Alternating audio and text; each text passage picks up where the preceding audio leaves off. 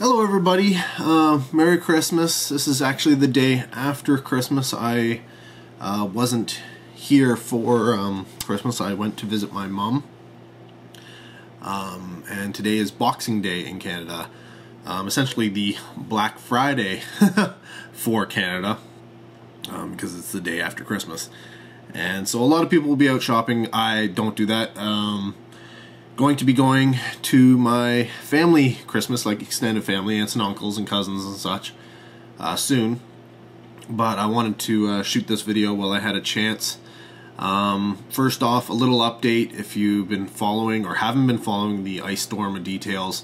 Power, a lot more people have power, but and this is the problem. There's so many different hydro systems and companies that are dealing with different sections. I do know that north of the city, they're still saying that there's about 15,000. I don't know the details east of the city because their companies aren't as efficient in terms of relaying information. In the city, looking at the map, I'd say 90% of Toronto still has, they've broken them in this map. It's broken up into their little districts, and 90% of them still have at least one person without power. I'd say about 40% of them still have 1,000 or more people without power, and there is one section of town that still has over 5,000 people without power. So you add that up, there's probably a good, maybe 50,000 people in Toronto, maybe more, maybe less, currently without power according to this map. And you know what? Power is still coming off and going on in different places. The weather isn't really cooperating. It hasn't really heated up. It's still quite cold, and it's windy. So all these trees that are covered in ice are they have the potential to fall over and take down lines. So there will be continually people who will lose power. So those teams and guys out there from the hydro companies who are working on this and trying to get things fixed, obviously they're working on the big problems, but they still have to head out and see if they can fix the small problems at the same time. It depends, where they get dispatched and what they find. I do know that teams from north of the area and the northern Ontario came down immediately to help, and I found out that Christmas Eve there was a group of just, 50 to 100 workers from the next province over in Manitoba, from their hydro teams, who flew in on Christmas Eve to come help out, and that's a pretty big deal. These aren't all like a bunch of single guys and girls who are coming out to help us. These are people who were leaving their families to come and volunteer to help deal with the situation here. And try and get people's power back, and leave their families on Christmas. A lot of them drove hours and hours and hours to get to the airport where the crews would be taking off from, because obviously they're from a northern part of their province, and they deal with the power up there. So essentially, people are coming together, they are helping out. And it's always nice to see, especially at this time of year, like you have that warm feeling whenever people help out.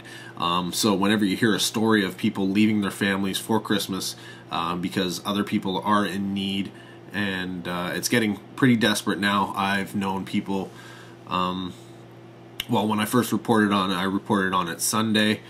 It's now Boxing Day, which means it's Thursday. And I know people who are still without power, over 100 hours without power. I've known people 90 hours, 72 plus. And like I said, we lost power yesterday. We're at my mom's place for Christmas. and it was literally like right as you're putting the turkey in the oven type thing. So we didn't know when we were going to get power back, if we were going to get power back anytime soon, and we actually started making preparations for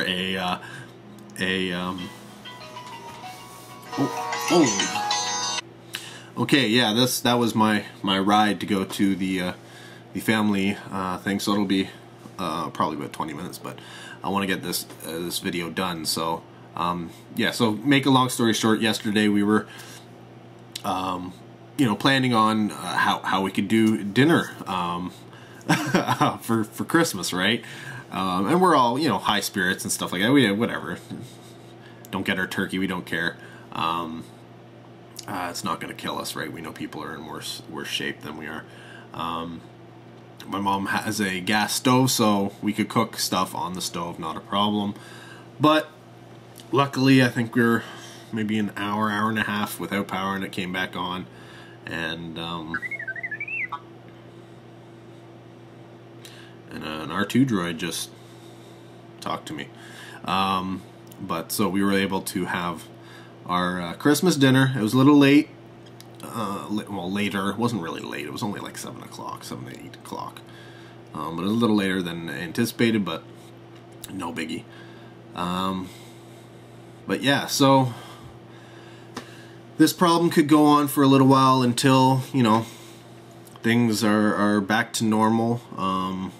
Again, thankful for everything that I have, thankful for the family I have, and thankful for all of those out there who are taking the time out of their lives to help those in need, whether it be, you know, food, helping with donations, helping with distribution to the homeless, the hydro guys, the police, the doctors, anybody who has to work during this time period, whether they volunteer to or not, to help bring those essential services to us. You know what, I'm very thankful for everything that they do. But that being said, let's get on to what I got for Christmas. I'm not going to show you everything because, you know, you don't need to see socks and underwear and stuff, but I'll show you the things that I think you're interested in. Yeah, it was a pretty good haul. Few things that were a little unexpected, other things that were, I'll give you a little story behind them.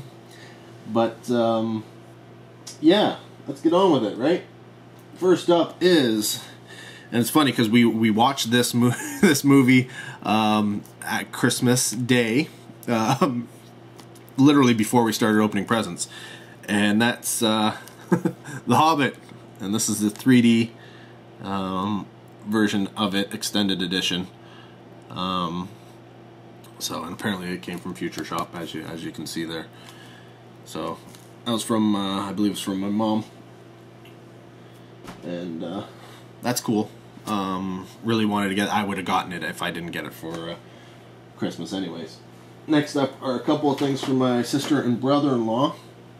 First up is, in case you didn't know, I don't know if I've ever posted it on here, but I'm into tabletop gaming, and of course the biggest one would be Warhammer 40K. And I asked for a bunch of particular army that I haven't actually played before, and I have models for it. I have to redo them and stuff, or stuff I got from buying other people's collections and such. So I technically could probably put together an army already, but you know, you need more. So I asked for and received from them the Necron Catacomb Command Barge. For those who don't know what it looks like, that's what it is. So that's cool.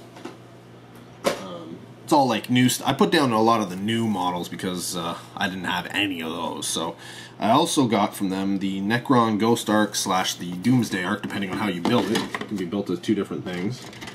It's like a troop transport or a weapons platform, and so that'll be fun to build. I also got, and this is from my mom. Now, I asked for this movie, and it was funny, I actually thought about getting it for my mom, because it is like her favorite movie. And when I opened it and I mentioned that to her, she said, "Well, that's okay. I'll just borrow yours because I have a Blu-ray player now." And I was like, "Yeah, you do have a Blu-ray player now, but you don't have a 3D Blu-ray player." And she got me the collector's set, which is pretty crazy. Honestly, I didn't really want the collector's set, but I don't have a problem getting the collector's set because, you know, you get all these kind of cool little goodies and such. Most of them are kind of stupid, but I'll show you what I mean. I think I'm most interested in the book that comes with it. So I'll show you here. So you get this book. That's interesting. You get obviously the collectible packaging. You get these ruby red slipper. I think it's a snow globe or something. You get this little map. Get these, you know, I think it's courage and the heart, and I don't know whether it's a diploma, a high school diploma or something, or a university diploma, I don't know. So, you know, the courage, the heart, and the brains type thing as the gifts from the wizard to the Tin Woodsman and the Scarecrow and the Cowardly Lion. And then, of course, you get all the discs and stuff, which, you know, that's the main reason for getting it. So, yeah, I don't really care about the snow globe or these portions here. The book should be good. I'll have to wait to see what that's like, and then of course the movie. But it is a limited edition. Yeah, limited to 220,000. 220,000 of these were made. Wow. Limited edition, folks. Yeah. So yeah, when I buy a Blu-ray for $30 that has a limited printing of 3,000 copies, that's a limited edition. This, not so much. But hey, I got it. It's 82,691. So at least it's under 100,000, right? Anyways. Good fun, good fun. The next two items, and essentially the last two items that I'm going to show you, are they're the ones with the story. So you know, I made a list, gave portions of it to my sister and brother-in-law, and portions of it to my mom, so that, you know, they have different lists. They're not the same. I should have told them that. They ended up trying to compare lists to figure out who was getting what, and then found out that they weren't the same lists anyway. So, but on my list to my mom, I put down that I wanted the Zelda edition of the Wii U. I don't have a Wii U, and so, you know, right up there I was thinking. I also put the 3DS,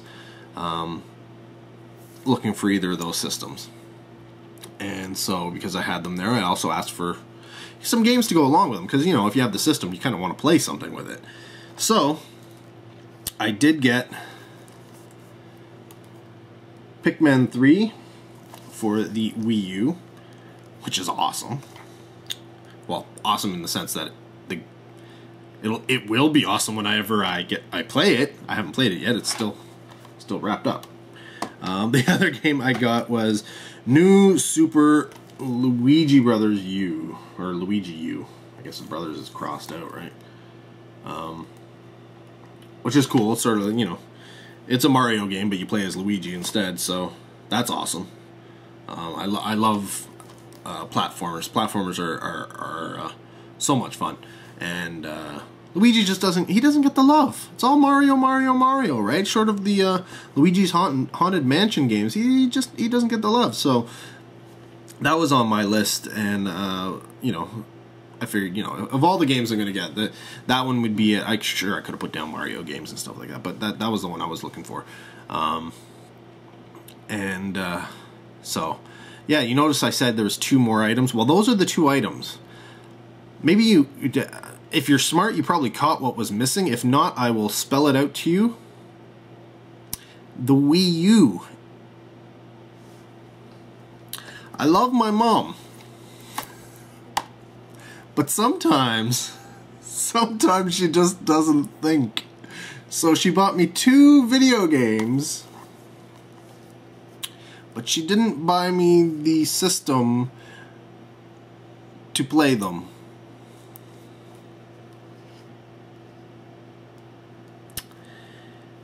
Yeah. That's my mom. Admittedly, she doesn't know anything about these things, but it's still the funniest thing, because I opened those up and I was like, yes, I'm gonna get the Wii U, and one of these packages that I haven't opened yet, there's gonna be a Wii U. Yes, a Wii U. I got a toaster. And her big joke was, the package I opened up after these had bread in it, and she thought that was the funniest thing. I also asked for shoes, and she put down, here's a thing full of money, I didn't know what shoes you wanted. It's like, okay, whatever, I'll go buy some shoes. I had to buy shoes anyways, that's why I put it on my list. I was like, I have to go buy shoes. Hey, I'll throw it on my Christmas list, see what they come up with. Hey, you know, whatever. And that was her big thing. She was laughing, hysterical. And she's like, I got you bread. And I was like, great.